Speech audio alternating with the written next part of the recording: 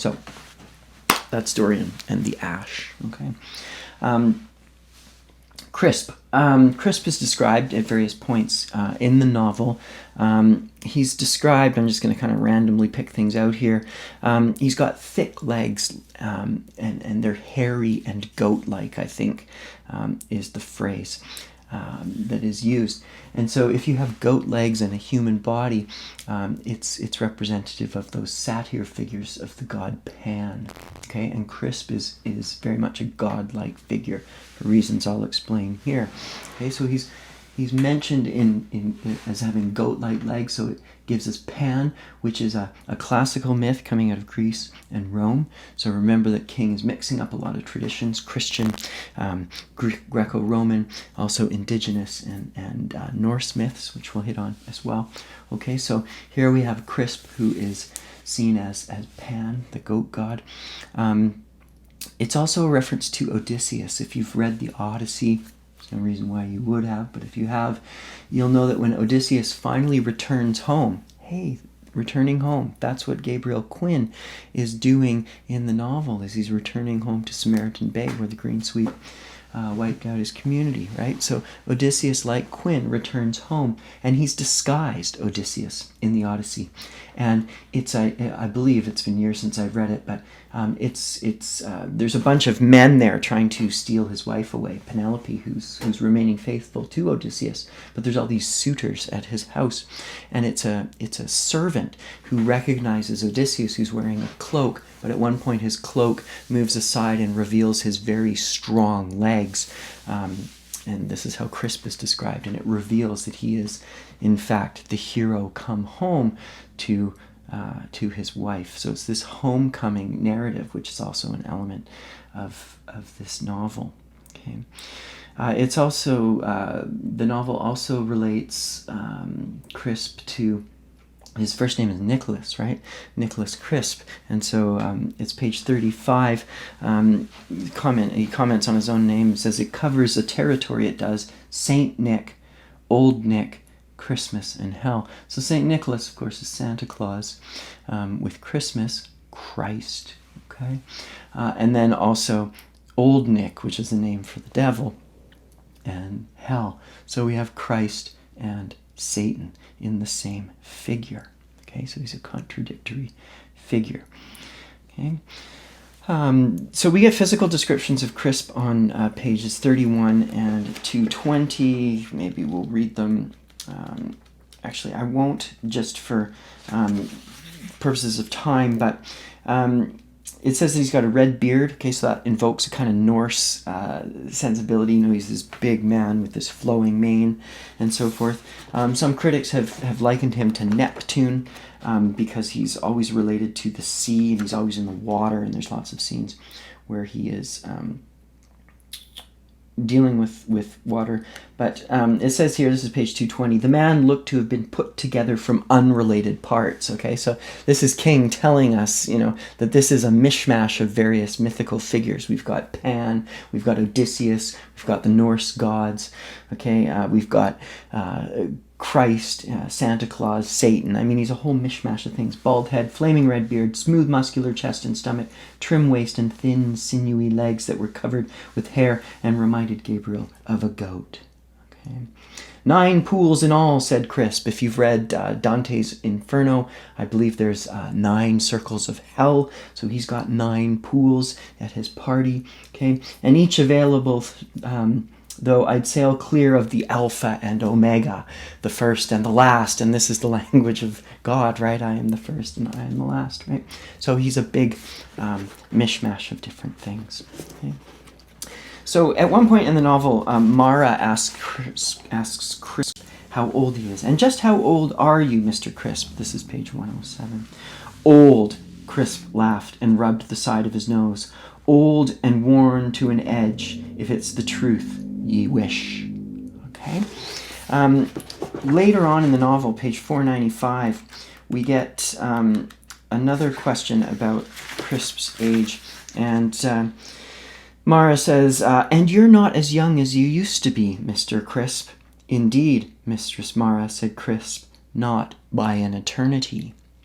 So Crisp is old, okay? And here he's joking, or maybe not, that he's old as eternity itself. On page 85, when the novel is just getting going, it says, "For the first time in a very long while, Crisp felt alive. They were all here now, Mara, Soldier, and this Gabriel. So it had begun. At last, it had begun." That this is a weird moment in the text, that Crisp seems like he's been waiting around for this, right? And he's like, oh, all the players are in place. He's a kind of, outside the narrative figure saying, oh, everybody's here now, the story can begin. Okay? So he's both of the text and outside of the text. Elsewhere, page 219, where are we here? That we get this Latin phrase that's been carved into the face of the timbers that spanned the pillars at Crisp's party. Gabriel had to stand at an angle and fight the shadows to read them. Aeterna sustineo. Okay, so use your Google foo and look that up. And what I read it as eternal sustenance. Google tells me it's eternal waiting, but Crisp himself translates it later by saying, I endure eternal. So Crisp, we assume, is the one who carved this because it's his place. So he speaks Latin. I mean, who speaks Latin anymore? I mean, some people do, but it's scholars, and it's kind of a dwindling skill or thing that people do. So it suggests that he is old, and perhaps he's been around since Latin times, okay? So what do we make of Crisp? What's his lineage? We learn that Crisp is a twin, okay? And he tells this to Mara on page 236 and around there, okay? So on page 238, Mara looked up from the food. Sonny? The kid from the motel. Gabriel helped himself to the tomatoes. The kid with the hammer and the talk about salvage. A sweet lamb, said Crisp. Lamb, very biblical, right? With a brutish burden to bear and no whereabouts in his head to carry it. He's a little different, said Gabriel. As are we all, said Crisp. My brother's boy. So I adjust for tolerance.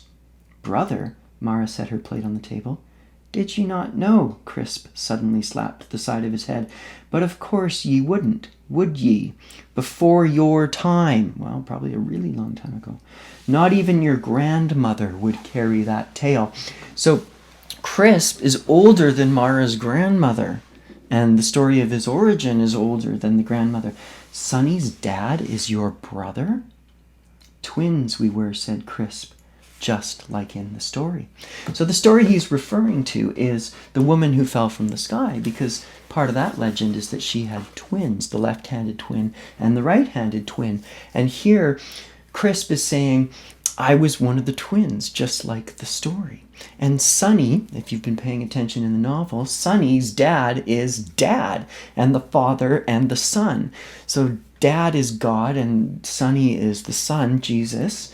And here, Crisp is saying, I'm God's brother, right? So this is interesting, right? That King is deliberately, conflating and confusing these mythologies, meshing them together.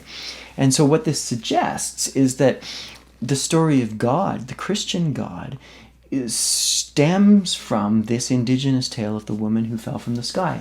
Now, what I'm not saying here, I'm not saying like indigenous stories are older than the biblical stories. I'm not getting into like a my tale's older than your tale kind of thing. It's just to say, as I said in other videos, is that origin myths have things in common. They're back in the mists of time and nobody really knows, and they've been retold in different ways over the years, over the centuries, and they get kind of confused, okay? And so there's details that we can say, yes, these are very different tales. At the same time, there's crossover. We can say, well, maybe they are kind of similar in some ways. And this is part of the process of, trying to get out of dogmatic thinking that someone like King would say is very destructive, that we don't want to be in a literalist interpretation and it's only the original myth that matters and anything else is a bastardization or a degradation of the original myth, and we must only read the King's like, no, let's realize that these are imperfect and ever-changing texts. Okay?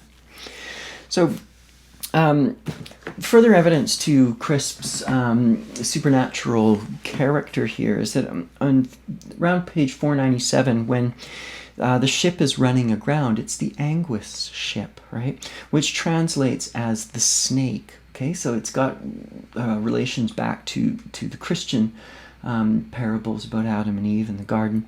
But notice that Anguis, or however you pronounce it, is very close to the English of anguish, okay, suffering, and that's what Adam and Eve bring down upon the world for tasting the forbidden fruit. Now, they're not etymologically related, but they're certainly spelled more or less the same. And remember that the Anguis is the boat full of pollutants, and this brings us back to environmental catastrophe, that this has the possibility of creating another really bad event, right? Like the green sweep event, okay? And so when the boat is coming aground at the end of the novel, I'm just going to flip to that section 496,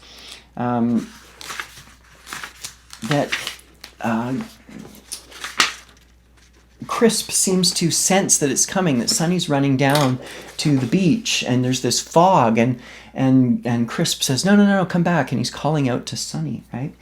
And then he goes to get him. Crisp runs to get Sonny, and then it says, Gabriel hadn't believed anyone could move that fast. One moment, Crisp was standing by the blanket, the next he had caught Sonny. So here's this very old man who is just in an instant from the blanket down to the beach, retrieving Sonny and carries him back to shore. So he's moving in this very supernatural way. And then it says, and then something dark and impossibly large pushed its way through the fog, rose up and slammed into the beach like an axe into flesh. And this is almost like the devil coming out of the fog, right? This big, black, menacing thing that's there to challenge the people on the shore. Okay. And so when he's talking about the fog that is veiling this ship right before it lands, Crisp pushed off the sand, not even a proper color, but all the hues at once, ash, all ash. And of course it's Dorian Asher, the character of the corporate executive, who has created this problem of the Anguis, that it's got this green sweep on board. And so it's this threat of environmental catastrophe from the corporate sector that Crisp, in this part of the narrative, is trying to fend off from destroying the beachfront. And then Crisp goes through these motions of getting everybody to help out and to push the boat back into the water. Well, I mean, it's this enormous freighter. These puny little people couldn't push the boat back out, but this is part of the supernatural element of the story, that Crisp, with his sort of godlike powers, is able to encourage the waves. And you'll notice that it's on the seventh wave, and 7 being an important number in the Bible, 7 heaven and all that kind of stuff, that's the wave that carries it out into the sea. So, that's Crisp as a kind of interesting mythological godlike character in the novel. Notice also that the Anguis, the ship, is the ship that the Taiwanese immigrants are on, that appear at the beginning of the story and at the end of the story. And there's another reading that we can offer of this, about community building, that these are Taiwanese refugees, immigrants, call them what you want. They seem to be refugees of a shipwreck in North America, but it gestures towards kind of Canadian immigrant policy and multiculturalism, that they are brought into the community. They start cooking and providing and mixing in and bringing their own traditions and telling their stories, and they're trading stories back and forth. And this is King again and again returning to the storytelling impulse that we all have and share. And it's on that which King seems to pin a lot of the hopes of the future communities, that if we can, embrace each other, and this sounds all, wonderful and utopian, that we can overcome these problems, that it's not about sectarian disagreements between different religious squabbles and my myth is better than your myth, but if we can share our stories and come to common understanding, that's the stuff that's really going to help us stave off environmental catastrophe and other other kinds of catastrophes in the future.